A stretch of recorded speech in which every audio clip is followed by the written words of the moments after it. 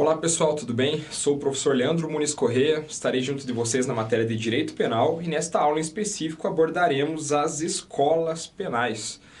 Mais uma vez, partindo desta necessidade latente de que saibamos o início, de que entendamos a evolução do direito penal para que cheguemos a uma discussão atual, a uma discussão contemporânea, vamos analisar agora como surgiram os primeiros conhecimentos teóricos, a primeira doutrina que logo após aquela chamada era de vinganças, trouxeram os novos conceitos, os princípios que até hoje nós utilizamos. Alguns de forma mais ou menos alterada, mais ou menos lapidada em relação a como foram apresentados no primeiro momento, mas que sem dúvida nenhuma surgiram em decorrência dessas discussões, tá ok?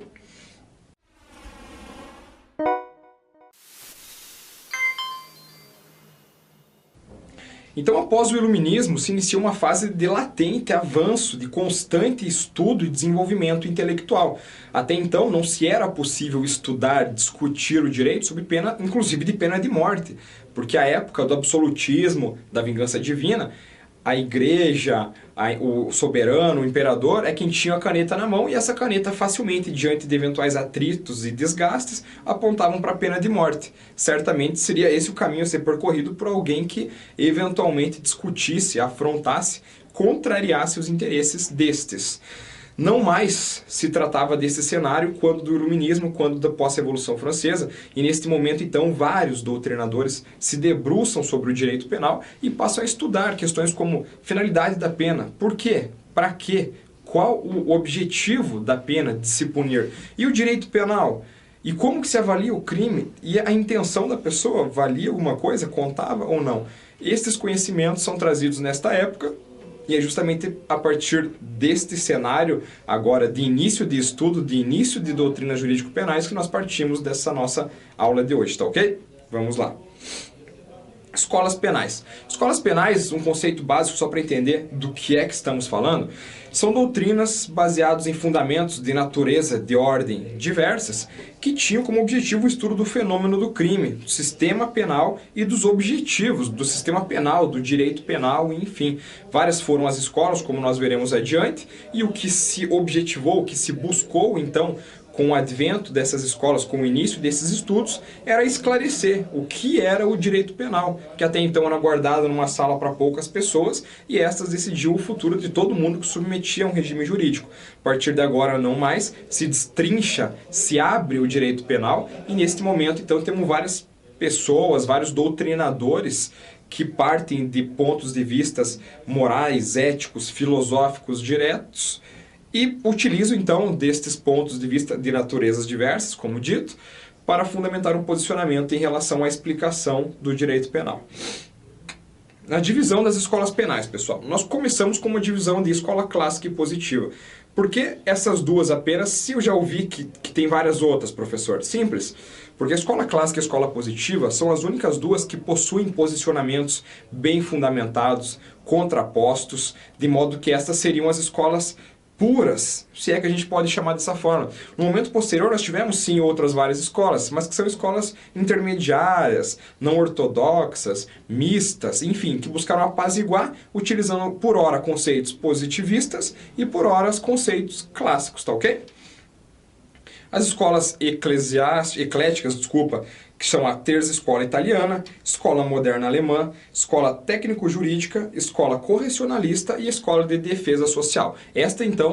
Este rol representa as escolas intermediárias, aquelas que, como dito, representam um meio do caminho em relação às escolas clássicas e positivas, tá ok? Vamos ver o que representa, quais são os ideais e alguns dos principais nomes de cada uma delas. Escola clássica. Primeiro vamos falar do nome. Esse nome clássico não foi um nome que os próprios estudiosos, os próprios doutrinadores desta época utilizavam para classificar os seus estudos.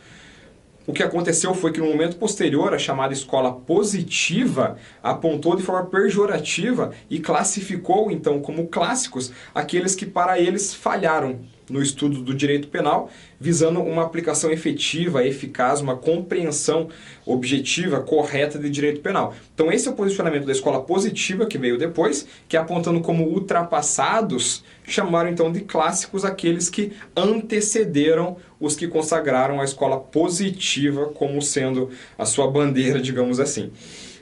A ausência de unidade ideológica é outra característica que mostra que esta escola clássica não pode ser tida como uma escola, porque não existiam vários pensadores que caminhavam em um mesmo sentido. Existiam vários pensadores que possuíam ideias contrapostas. Então, se tratava, bem da verdade, de uma doutrina que se construía por vários posicionamentos, várias frentes diversas, e que no momento posterior todo mundo foi colocado em um mesmo saco e classificado como clássicos, mas na verdade não se trata, a bem da verdade, de uma escola propriamente dita. A humanização das penas é outra figura bem interessante que marca esta escola.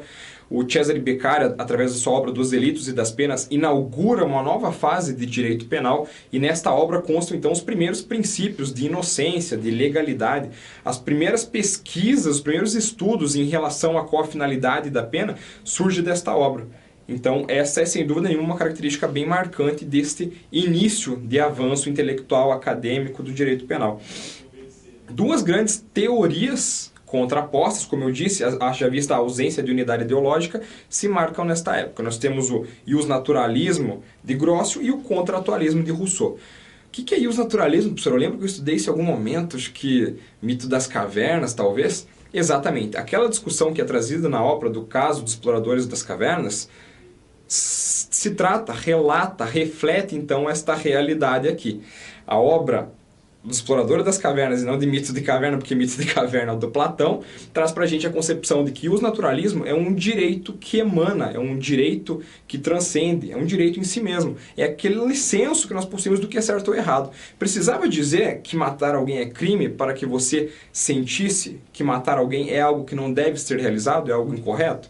É justamente partindo dessa concepção de que existe um bom senso, existe um direito natural, que o iusnaturalismo se fundamenta, que ele se respalda.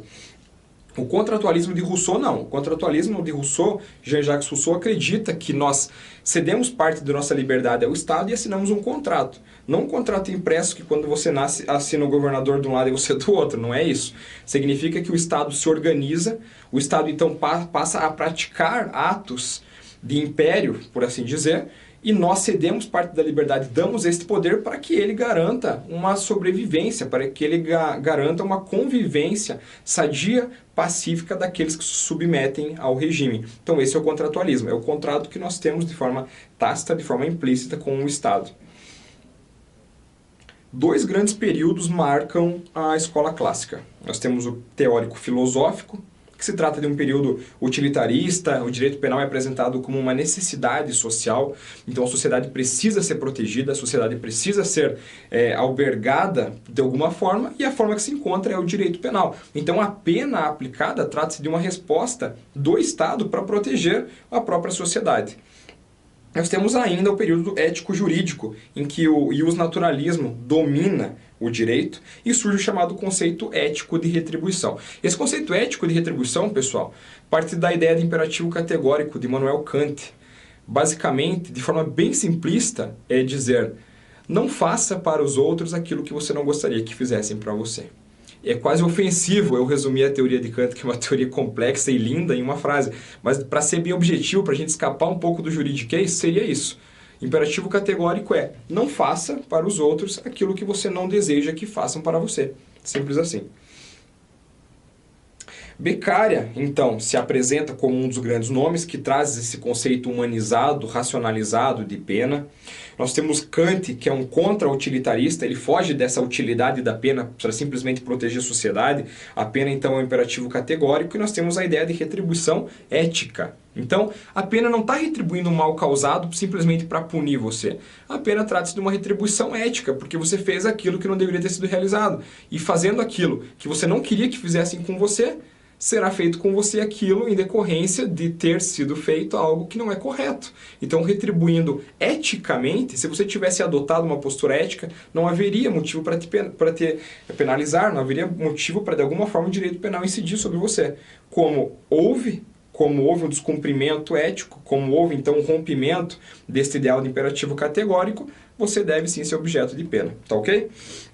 Feuerbach é o nome de outro grandiosíssimo doutrinador que inicialmente ele se filia à ideia de Kant. Ele parte do princípio de que realmente trata-se de uma resposta ética, de que a pessoa poderia, através do imperativo categórico, adotar uma postura condizente com a organização social. Ele avança nos seus estudos, abandona um pouco a ideia de Kant e adota uma postura mais preventiva em relação à pena, acreditando então que a pena exerce esse caráter preventivo de proteção. Então, um direito penal repressivo teria como consequência uma prevenção oriunda da coação psicológica. E esta é a teoria de Feuerbach, a teoria da coação psicológica. Muitas pessoas hoje acreditam nessa teoria sem saber que ela existe. Então, quantas pessoas, você mesmo talvez, não pense que se a pena fosse um pouco maior, o crime não aconteceria?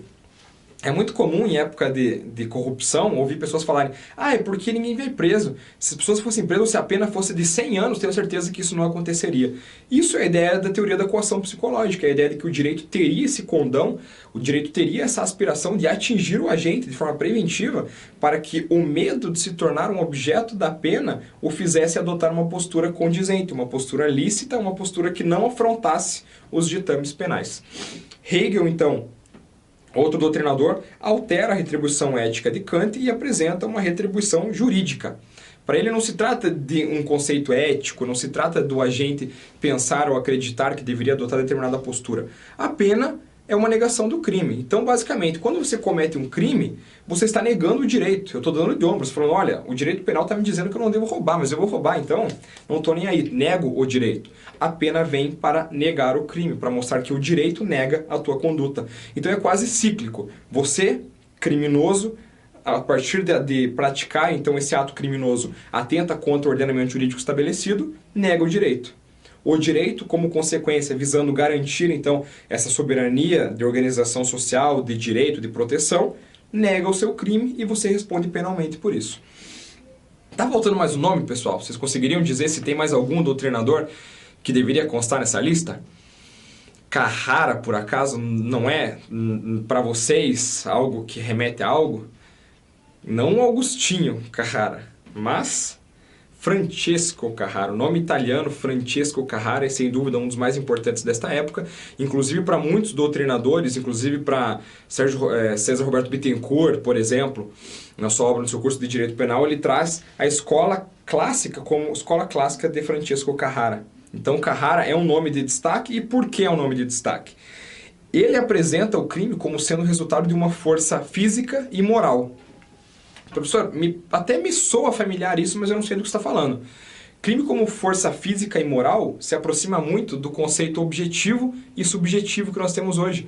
Então, crime não se trata somente de você praticar um ato que lesa um bem jurídico, mas existe algo mais por trás disso. Existe uma concepção subjetiva, uma concepção interna da psique, do que passava na cabeça do agente quando ele cometeu, e Carrara traz isso para a discussão, coloca isso em pauta, através do que ele chamou de força física e também de força moral. Ele traz ainda o livre-arbítrio como sendo ligado diretamente à punibilidade. O que isso quer dizer para vocês, livre-arbítrio? Livre-arbítrio não seria a oportunidade que nós temos de fazer aquilo que nós queremos de forma livre e consciente? Livre e consciente? E hoje, se você comete um crime que não está, então, o agente agindo, você agindo de uma forma livre e consciente, não estaria você sob coação? Não estaria você agindo sob o manto de uma excludente do crime? É exatamente disso que se trata. Lei tutela bem jurídico. Só há crime quando a ação se choca com a lei. Outro conceito trazido por Carrara que muito se aproxima de princípios como taxatividade, legalidade, anterioridade da lei penal. Se a lei tutela bens jurídicos, uma conduta que não se choca com a lei não estaria atingindo o bem jurídico. Então não é crime. Isso Carrara já pensa, isso Carrara já nos traz e esses são alguns dos posicionamentos dele que hoje, sem dúvida nenhuma, ainda são utilizados, como eu disse no começo da nossa aula, de uma forma um pouco mais lapidada, mas que sem dúvida nenhuma serviram e podem ser apresentados como os embriões de muitos dos princípios, muitos dos regramentos jurídicos penais adotados e praticados contemporaneamente, hoje adotados e praticados ainda, tá ok? Então, por fim, ele é tido como criador dessa dogmática e consagra a escola clássica de Carrara. Como eu disse, vários doutrinadores colocam Carrara, colocam o nome de Carrara como sendo oriundo, alusivo e conectado a essa escola, haja vista a relevância de toda essa doutrina, de todo o seu estudo. Escola positiva, pessoal. Escola positiva, que é aquela segunda escola pura, como eu disse para vocês, ela se difere porque não tem mais essa concepção do estudo social, do estudo filosófico. O que nós temos aqui é a observação. É trazido para o direito penal métodos que são relativos a outras áreas do direito, que não as, num primeiro momento, jurídicas, filosóficas, utilizadas pela escola clássica. Traz-se observação, traz-se a experimentação. Então a antropologia, a biologia, a medicina se incorporam ao direito através desta escola positiva. Surge na era das ciências sociais, ou seja, essa sociologia, esse estudo da sociedade se conecta ao direito de modo que a análise, o estudo e a doutrina elaborada, construída nesta época, se apresenta diretamente relacionado com os mesmos estudos, o mesmo formato de experimentação de outras ciências de ordem social. Nós temos essa visão biológica e sociológica do crime e em detrimento do individualismo face ao interesse social. Não mais se estuda o agente, não mais se estuda o delinquente como pertencente a este grupo, se estuda ele na pessoa, dele mesmo. Então você tenta entrar na cabeça do delinquente para saber o porquê que se comete crimes, para verificar se existiu uma predisposição, se é certo ou não, se existe ou não a possibilidade de se falar que alguém vai ser criminoso, independente do que faça, a pessoa nasceu para ser criminoso. Esses são alguns questionamentos que são respondidos por os doutrinadores. Hoje podem ser conceitos tidos como ultrapassados, mas sem dúvida nenhuma expressaram um gigantesco avanço que incidiram na criação de outras ciências que até hoje são muito caras, muito bem quistas por nós. A pena como resposta do organismo social ao delinquente. Lembre-se, eu estou utilizando biológicas, organismo social, são palavras para fixar ainda mais o conceito de que outras ciências, entende que é quase biológica esse nosso slide aqui, parece mais uma aula de biologia do que de direito, e justamente esta é a intenção, para que se faça fixar a ideia de que entraram sim outras ciências no direito. Biologia, antropologia, sociologia são ciências que entraram, então essas palavras já são gatilhos para fazer vocês lembrarem que escola positiva é essa multidisciplinaridade que faz o direito ser observado por essa perspectiva, por essa lente de outras áreas. 3 grandes fases são consagradas, são registradas nesta época, nesta escola positiva. A primeira é a chamada escola antropológica de Cesare Lombroso. Cesare Lombroso partiu de uma obra que, sem dúvida nenhuma, se consagrou e levou o nome dele até hoje a ser considerado como um dos maiores doutrinadores desta época da escola positiva, do Homo Delinquente. O Homem Delinquente é o nome desta obra, e o que ele fez, a bem da verdade, foi utilizar métodos de medicina legal, métodos de observação e experimentação para tentar vislumbrar se existiam ou não traços físicos que faziam uma pessoa ter ou não maior predisposição à criminalidade. O que isso quer dizer, professor? Não estou entendendo. Simples. Quem aqui tem tatuagem como professor? O professor também tem tatuagem. Para Lombroso, as pessoas que possuem tatuagem já possuem uma predisposição à criminalidade. Por que isso? Ele iniciou suas pesquisas no exército italiano, e começou a estudar os maus soldados. Ele observou que os maus soldados possuíam várias tatuagens, e isso trazia então a ele a ideia de que se constatou que pessoas que possuem tatuagem possuem sim essa predisposição e, em decorrência disso, deveriam ser evitados a determinados serviços, deveriam ser tidos como criminosos em potencial. Formato do maxilar, formato da cabeça, o tamanho do crânio, tudo isso era utilizado para que se buscassem traços físicos de que possuía-se sim uma relação entre a criminalidade, entre a delinquência e entre esse aspecto mais corporal, mais físico. Notem, nós estamos quase falando de medicina legal. Frenologia era uma matéria que era tratada à época, que era esse estudo do formato dos crânios, e isso tudo era utilizado para se observar e para tentar fazer-se buscar essa compatibilidade. Esse foi um grande objetivo de Cesare Lombroso no seu estudo. Hoje pode parecer absurdo isso, mas Cesare Lombroso é conhecido por vários como o pai da criminologia. O estudo da criminologia decorre destas análises, que verificavam o crime, o delinquente. Esse estudo hoje que nós temos, estudo da vítima, partiu sim dessas ideias de Lombroso, que foram lapidadas. Muitas das ideias eram compatíveis com a época e com o avanço dos anos, com o avanço do direito penal, deixou de ser. Mas, sem dúvida nenhuma, retira-se o mérito dele por isso. Nós temos a escola sociológica de Ferri, que tem a ressocialização em segundo plano. Ferri, então, não acreditava que era possível prender para ressocializar. Ele era adepto da ideia de readaptar o delinquente. Então, evitem prendê-lo. Uma pena pecuniária, uma pena em dinheiro, talvez, uma readaptação através de estudo, de forçá-lo a ter comportamentos cidadãos, talvez, mas não prender, porque prender não ressocializa. Esta é uma das ideias, este é o carro-chefe, é a bandeira de Ferri. Por fim, nós temos a jurídica, né? A fase jurídica de Garofalo, que tem a prevenção especial e ele é cético à ressocialização, motivo que o faz, inclusive, ser adepto da pena de morte. Ele não acredita que a pessoa possa ser ressocializada. Ele acredita que existam sim esses delinquentes natos, os criminosos quanto más, essas pessoas que vão cometer crimes e mais crimes independente daquilo que se faça. Então a pena de morte seria o caminho correto. Vamos eliminar os criminosos. Esta é uma ideia que traz Garofalo na sua concepção jurídica. E a prevenção especial, pessoal, está ligado à ideia de se direcionar à coletividade ou se direcionar a somente o delinquente e o direito penal de forma preventiva.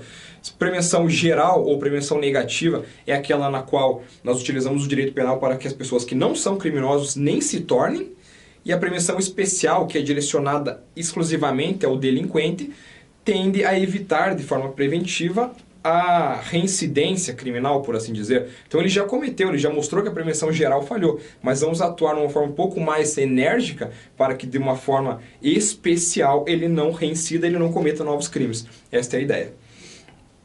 Escolas ecléticas, então, de uma forma um tanto quanto sucinta, para que entendamos quais são as principais características de cada uma.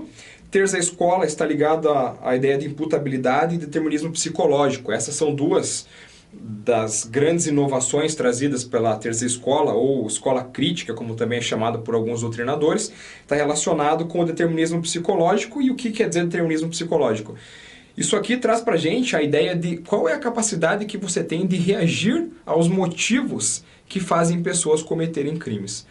Então a imputabilidade, o inimputável, a pessoa que não tem a capacidade e, portanto, não pode ser tida como um criminoso, surge aqui. Hoje nós temos a imputabilidade, né? Nós temos a imputabilidade agregada à nossa ideia de culpabilidade, e isso surgiu pela terceira escola, por essa escola crítica, que traz, então, uma consequência desta resposta aos estímulos externos, da resposta aos motivos, como sendo aquela ligada à possibilidade ou não de alguém ser apenado. Se você não consegue reagir aos motivos que fazem uma pessoa cometer o crime, será que você pode ser penado ou não? Essas são, então, as discussões trazidas por essa escola e, sem dúvida nenhuma, de uma relevância extremada, porque até hoje é utilizado. Temos a escola moderna alemã, e Franz von Liszt é, sem dúvida nenhuma, um dos, se não o maior nome desta época. Temos Welzel, Hans Welzel, que também é um nome de muito peso da época, mas eu trago isso pelo sistema duplo binário de pena e medida de segurança, para trazer um pouco mais para a nossa realidade atual. Hoje nós temos que pessoas imputáveis são apenados com pena, certo? E aos inimputáveis, que não cometem crimes, é direcionado à medida de segurança. Isso surge aqui, na escola moderna alemã. Outra situação que decorre, então, desses estudos da escola moderna alemã é a função finalística da pena. Aqui eu faço um parênteses. Não se confundir a função finalística da pena com a teoria finalista da ação. A teoria finalista da ação, que também é muito importante, até hoje nós temos ela inserida no nosso ordenamento jurídico. O doutrinador responsável é o Welzel, não é o Liszt. E essa teoria finalista da ação está ligada à ideia de tirar o dolo e a culpa lá da nossa culpabilidade e trazer por fato típico como elementares da conduta, o que será visto numa aula que trataremos desse tema específico. Aqui a função finalística da pena está ligada à ideia de prevenção geral, prevenção especial, como eu expliquei anteriormente, de que se utilize a pena então para fazer com que não criminosos continuem a ser não criminosos e para que criminosos não reincidam, tá ok? A escola técnico-jurídica de Arturo Rocco, italiano, traz uma renovação metodológica. Por isso alguns doutrinadores sequer acreditam que se tratava de uma escola, mas sim de uma nova forma de interpretar o direito. O que se buscou aqui é o direito pelo direito, o direito nele mesmo, que se divorciasse um pouco o direito da contaminação dessas demais áreas que não são jurídicas. Então, direito como ciência autônoma e crime como fenômeno jurídico. Não se tem que estudar o crime sob uma perspectiva de medicina legal, biológica. O crime é um fenômeno jurídico. Então, ele tem que ser estudado e encontrar então as suas respostas no âmbito jurídico, divorciado dessas demais ciências. Isso aqui é o que representaria, assim, a escola técnico-jurídica, tá ok? A escola correcionalista, como o próprio nome já não nos induz a crer, se trata da correção social. Então, o juiz é tratado como um médico social, a pena é uma correção do delinquente, e a prisão se trata de afastar um delinquente daqueles estímulos que poderiam propiciar ao delinquente o cometimento de novos delitos. A pena não se trata de retribuir simplesmente o mal causado, não se trata de uma vingança, de você fez o mal, então o mal lhe será feito.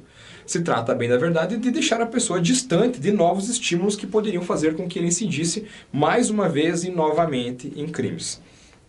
Por fim, a escola da defesa social tem a defesa da sociedade em detrimento do punitivismo. Mais uma vez, essa punição por si só, a punição nessa sede de vingança, não mais é o que conduz a pena, não mais é o trilho pelo qual caminha, pelo qual corre o direito penal. Se trata de uma prevenção da própria sociedade, da defesa da sociedade, e aqui surge a individualização das penas. Tem-se a ideia de reeducação, de que você poderia reeducar aquele que incidiu, que cometeu o ilícito. Mais uma vez, vira-se as costas para a ideia de punir porque fez o mal, tem que ser punido, e volta-se para a ressocialização, para a defesa da sociedade, e se não ressocializar, simplesmente punir, ele voltará a cometer novos crimes, não estaríamos então protegendo, defendendo a sociedade, tá ok? Mais uma vez, pessoal, para tentar provar para vocês a pertinência dessas matérias, eu trago uma questão de concurso público, um concurso bem atual, não vou dizer qual é, mas eu quero mostrar para vocês que o conhecimento que foi dado nesta aula já seria satisfatório para que vocês respondessem essa questão e garantissem um ponto, quer seja na matéria da graduação de vocês, quer seja eventualmente diante do concurso público, certamente vocês conseguiriam levar esse ponto e um ponto a mais, tanto na graduação quanto em concurso público, vale muito, sabemos disso. Trago ainda uma decisão em que é utilizado esse mesmo conhecimento para fundamentar um posicionamento dos nossos magistrados, posicionamento de nossos tribunais. Então isso é para comprovar a necessidade de que se entenda esta análise, para que nós saibamos então verificar o direito penal, estudar o direito penal partindo daquilo que lhe fundamenta, daquilo que lhe respalda, daquilo que lhe inicia a existência. Essa que é a verdade. Então me acompanhe no slide lá. Dentre as escolas penais a seguir, aquela na qual se pretendeu inicialmente aplicar ao direito penal os mesmos métodos de observação e investigação que se utilizavam em outras ciências naturais é a... Então, basicamente, pessoal, o direito penal era o direito penal, puro.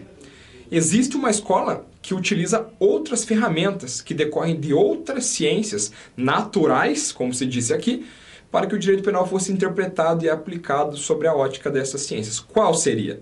Eu tenho certeza que vocês já sabem, mas vamos ver juntos aqui.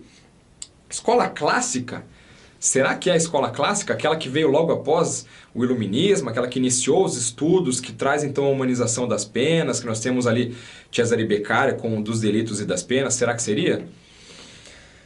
Técnico jurídico, a escola que verifica o direito pelo direito, que enxerga o crime, o fenômeno do crime, como um ato jurídico e que a resposta deve se encontrar também em âmbito jurídico. É a escola correta? É a resposta da pergunta? Correcionalista, a escola que busca corrigir o delinquente, que apresenta o juiz como um médico social. Ela utilizou outras ciências, naturais inclusive? Positiva, o que vocês acham? Não dá para guardar suspense, né? Tá óbvio. A escola positiva é a resposta, sim. Nós temos Cesare Lombroso, como dito, reiterado, utilizou medicina legal, utilizou biologia para trazer aos seus estudos, para trazer concepções inovadoras ao direito. É considerado por muitos o pai da criminologia, e essa experimentação, esta inserção de ciências naturais faz com que Cesare Lombroso e a escola positivista seja a resposta correta dessa pergunta. Por fim, essa escola moderna, existem alguns doutrinadores que adotam escola moderna, mas você vê que nós nem falamos dela, porque a escola moderna é o que acontece atualmente. É a partir então da consolidação daqueles princípios do direito penal, a partir dessa humanização das penas, nós temos na escola atual. De forma alguma estou suprimindo, mitigando a relevância dessa escola, porque é por ela que nós atuamos. É a escola contemporânea que direciona vários posicionamentos atuais, doutrinários, jurisprudenciais, inclusive. Mas para esse estudo nosso de avanço das escolas penais, não avaliamos a escola moderna. Tá ok? Aqui eu trago então a decisão que eu disse para vocês do nosso Superior Tribunal Militar, ou seja, de um tribunal superior a decisão, entendam a relevância disso, e me acompanhem no slide. O direito penal no Estado democrático de direito, que tem como função evitar os bens jurídicos constitucionais sofram riscos de lesão em razão de condutas de indivíduos imputáveis, não serve para o fim de punir atos reflexos e reações instintivas. Admitir que tal ocorresse seria imprimir ao direito penal o retorno aos fundamentos da escola positiva, que se pautava nos pensamentos de Lombroso. Olha que interessante, ele traz aqui o conceito de Lombroso, ou seja, o que Lombroso ensinava como sendo correto em se tratando de direito penal. apresenta isso como sendo ultrapassado. Não podemos hoje, em um Estado democrático de direito, nos voltarmos para essa mesma prática, para essa mesma análise jurídica que Lombroso tinha durante a escola positivista, durante a escola positiva. Então, para todos os fins, é muito interessante que analisemos isso para que entendamos a contraposição da nossa atual posição de direito penal democrático para aquilo que se considerou direito penal, para aquilo que a escola positiva consolidou, aplicou e afirmou como sendo correto em se tratando de aplicação, em se tratando de operacionalização do direito penal. E outro ponto interessante é, quando é afirmado, em razão de condutas de indivíduos imputáveis, não serve para punir atos, reflexos e reações instintivas. Como visto, este é outro conceito que é trazido pelas escolas. Atos instintivos, você está atuando em livre-arbítrio? Não? Então não é um ato livre e consciente. Um ato instintivo não pode ser tido como respaldado, como sendo responsável por criar o fenômeno do crime. Porque você não quis fazer. Se você não tem a intenção, como é que poderíamos dizer que um ato instintivo, um ato reflexo, seria ensejador de uma conduta criminosa? Não se tem como afirmar isso. E esse é outro conceito que nos traz a escola positiva. Uma revisãozinha básica, pessoal, mais uma vez, meu modus operandi, para que a gente faça uma breve análise daquilo que vimos e que algumas palavras-chave, então, se fixem no inconsciente de vocês como sendo gatilhos para que se abra tudo aquilo que nós observamos e aprendemos na aula, tá ok? Escola clássica. A escola clássica se marca pela humanização das penas. Então, se abandona o caráter meramente vingativo, o caráter da vingança divina, da vingança pública, da vingança privada, e trata-se o direito a partir de uma concepção humanística. Cesare Beccaria, Dos Direitos e das Penas, é uma obra que a gente pode trazer como sendo relacionada, pertinente a esta época, tá ok? Escola positiva. Criminologia multidisciplinar. Então a criminologia, o berço dela é na escola positiva, Cesare Lombroso utilizando ciências biológicas, medicina legal, sociologia, antropologia, apresenta e traz este conceito de multidisciplinariedade para o direito penal. Terça escola, ou escola crítica, como vocês podem encontrar em algumas doutrinas, traz o conceito de determinismo psicológico.